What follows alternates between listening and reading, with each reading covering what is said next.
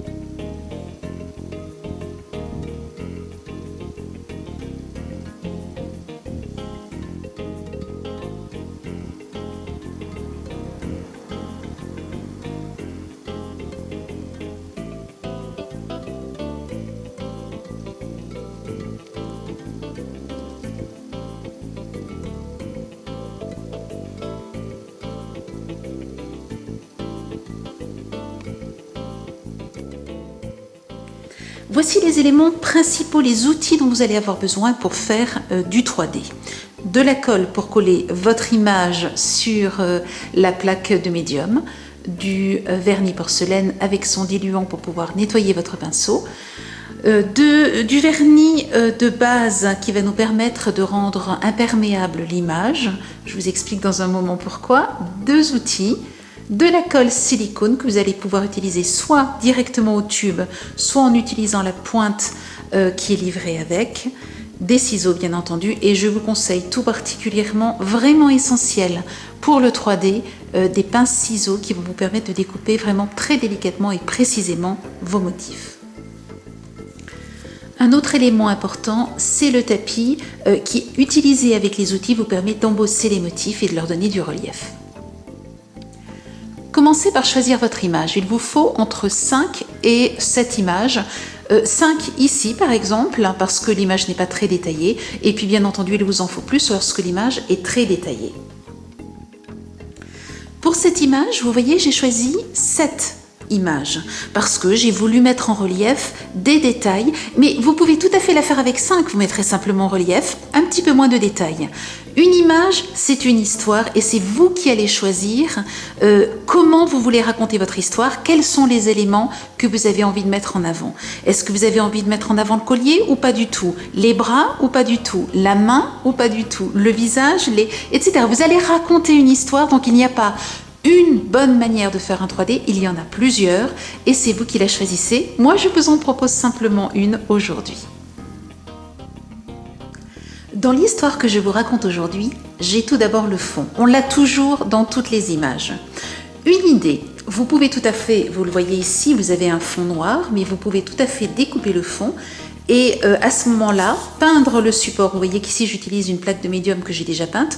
J'ai peint la tranche, j'ai peint un petit peu ici de façon à déborder au cas où je colle mal mon image. J'aurai au moins comme ceci un petit liseré rouge, ou je peux aussi le faire volontairement.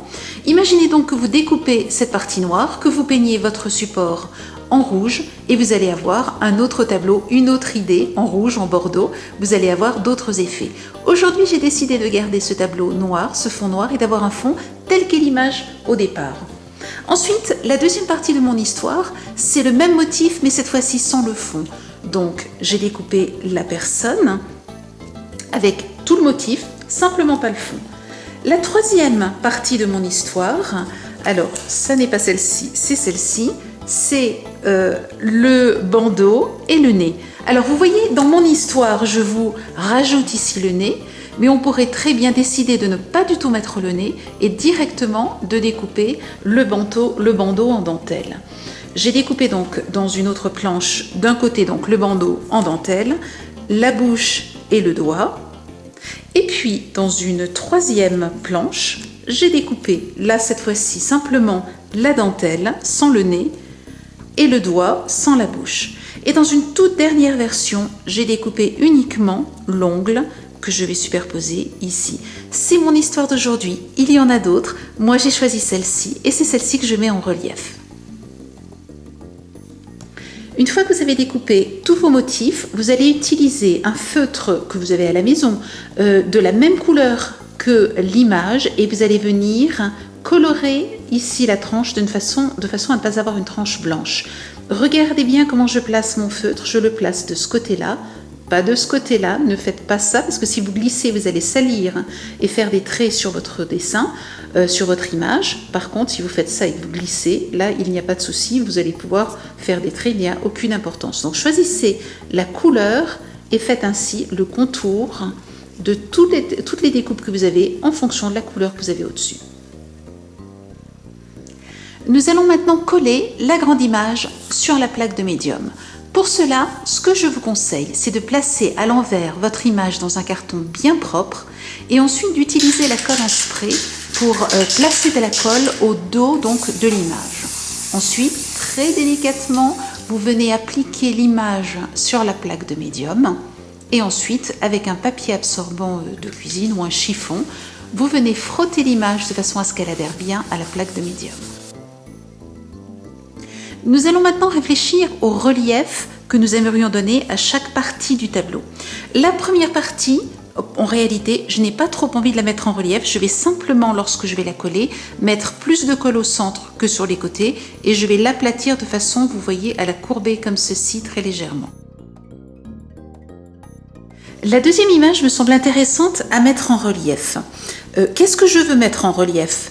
Je voudrais garder quelque chose de relativement lisse ici et pourtant il y a le nez qui ici crée un relief. Je vais donc prendre mon tapis qui me permet de réaliser un relief et je vais utiliser mon outil avec les petites boules, donc petite boule d'un côté et un petit peu plus grosse de l'autre et je vais utiliser donc la petite et je vais venir ici marquer l'endroit où se termine donc la dentelle, ce qui me permet d'évaluer à peu près où se trouve donc la courbure ici vous voyez du nez. Je retrouve cela de l'autre côté et je vais cette fois-ci utiliser l'autre boule pour venir mettre donc un relief sur le nez. Je voudrais celui-ci puisque je vois que le bout du nez donc vous voyez fait cette forme là. Je vais donc commencer par un relief comme ceci et je vais très légèrement appuyer, pas trop parce que vous risquez de passer à travers, et ensuite un relief comme celui-ci pour la narine.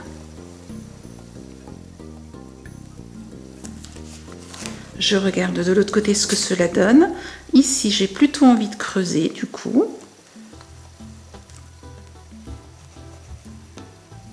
Et je retravaille mon relief de ce côté-là.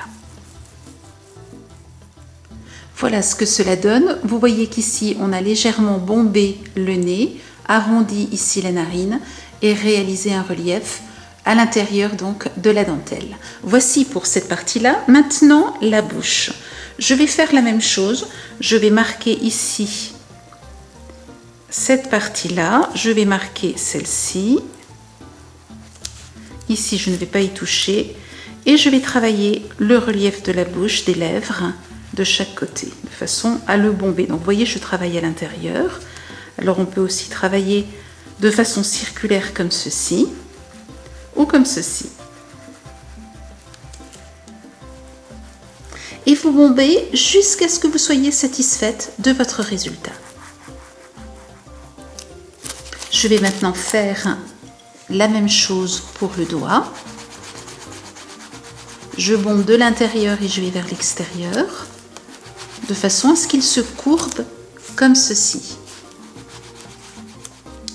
Ici, il s'agit de mon deuxième doigt. Je vais par contre marquer l'ongle, donc j'ai aussi bombé le doigt. Et maintenant, je voudrais un petit peu travailler l'ongle. Donc je marque le contour, ce qui me permet de le retrouver une fois que je l'ai retourné. Et je vais pouvoir le travailler ici, avec la grosse pointe.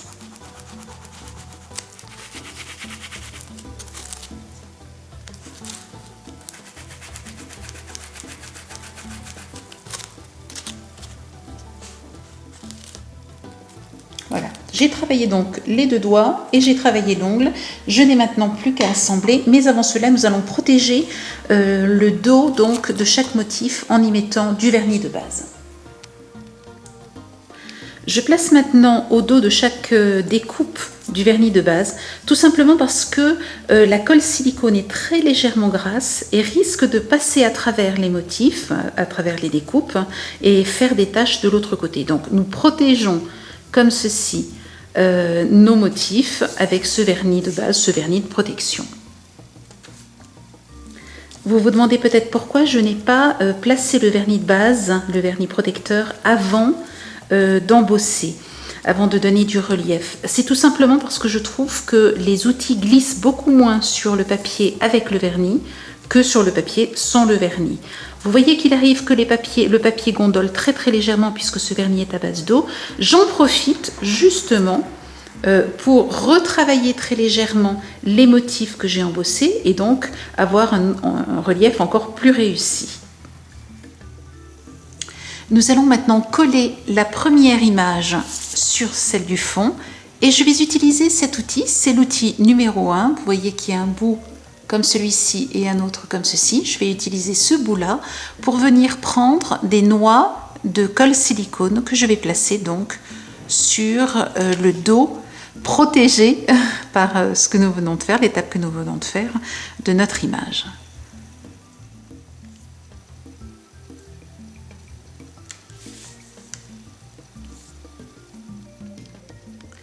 Il est important de toujours placer votre outil et votre tube de colle silicone sur le côté. Moi, ce que je fais, c'est que j'ai un papier absorbant et je place donc mon outil dessus de façon à ce que je n'en mette pas partout. Vous ne voulez surtout pas en avoir sur les doigts, non pas que ce soit dangereux pour les doigts, mais tout simplement parce que je vous le disais, c'est légèrement gras, c'est pour ça que nous avons protégé l'image et nous ne voulons surtout pas graisser l'image. Donc, on fait très attention quand on retourne de façon à ne pas mettre les doigts dans la colle silicone. J'avance mon tableau et je vais donc positionner mon image.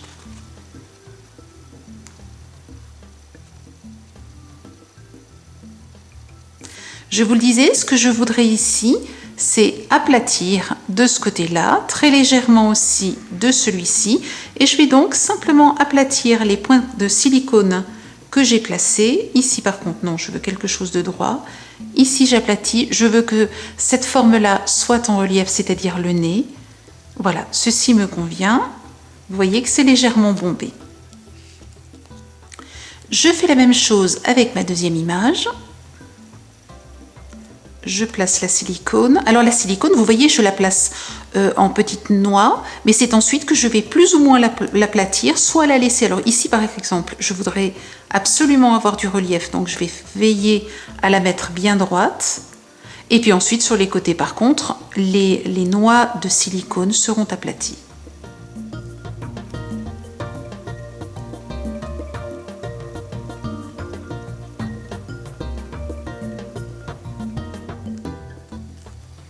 Vous voyez qu'ici, pour le nez, je souhaite aplatir de façon à ce que la découpe rejoigne l'image précédente.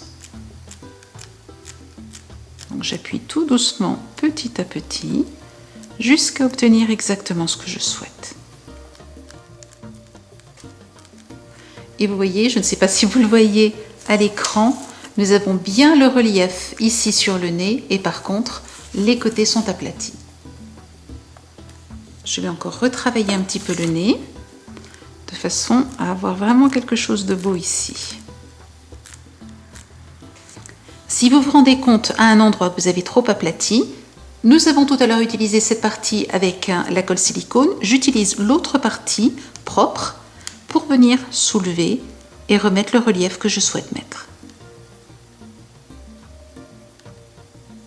Voilà. Je procède de la même manière pour la bouche.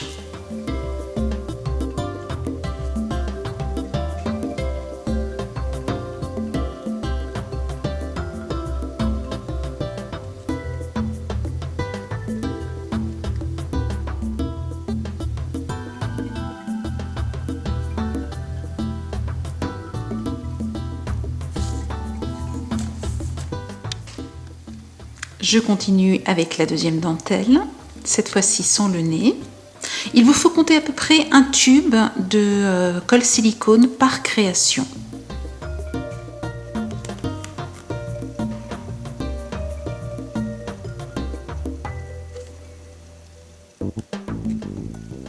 Je termine avec le doigt. Je ne veux pas trop en épaisseur. Vous voyez, grâce à la colle, tant qu'elle n'est pas sèche, et vous en avez pour un petit moment, vous avez largement le temps de faire votre création, vous allez encore pouvoir bouger les choses et ensuite les fixer, laisser sécher pendant au moins 12 heures avant que la colle soit définitive et qu'elle ne bouge plus, qu'elle ne vous permette plus de travailler votre création. Et vous allez pouvoir, vous voyez, travailler votre création et avoir le rendu exact que vous souhaitez, mettre les motifs comme vous le désirez, faire des tests éventuellement, vous voyez, le bouger, etc. Et donc avoir une création exactement comme vous le désirez. Laissez bien sécher votre création, je vous conseille entre 12 et 24 heures pour être certain de ne pas faire de bêtises avec l'étape que nous allons faire maintenant. Et ensuite, utilisez le vernis à effet porcelaine sur les endroits que vous souhaiteriez voir brillants. Alors ici, la dentelle, il me semble qu'elle n'a pas de raison d'être brillante. Par contre, les lèvres et l'ongle, là par contre ce serait très joli. Donc je vais rajouter du vernis effet porcelaine sur l'ongle, la bouche, et j'ai très envie en fait, pour avoir un contraste, d'en mettre sur le fond. Je voudrais garder la peau de la femme avec cet effet un petit peu satiné, et donc l'opposé à du brillant ici, ce qui le mettra donc en relief. Je vous ai déjà montré plusieurs fois comment utiliser ce vernis à effet brillant. Effet porcelaine, c'est un vernis très brillant.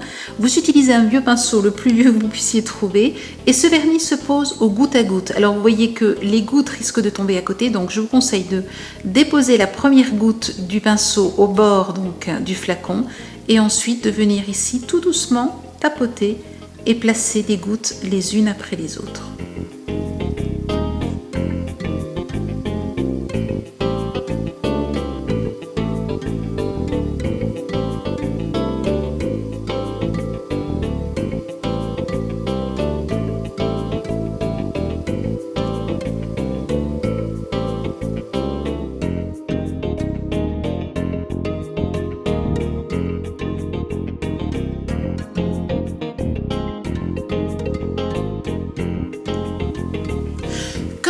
Vous retrouvez dans notre boutique tous les produits que j'ai utilisés dans cet atelier vidéo et dans les tutoriels associés. Vous allez retrouver tout un tas d'autres tutoriels qui vont vous permettre de commencer avec des bases simples et de progresser. Je vous mets le lien juste sous la vidéo.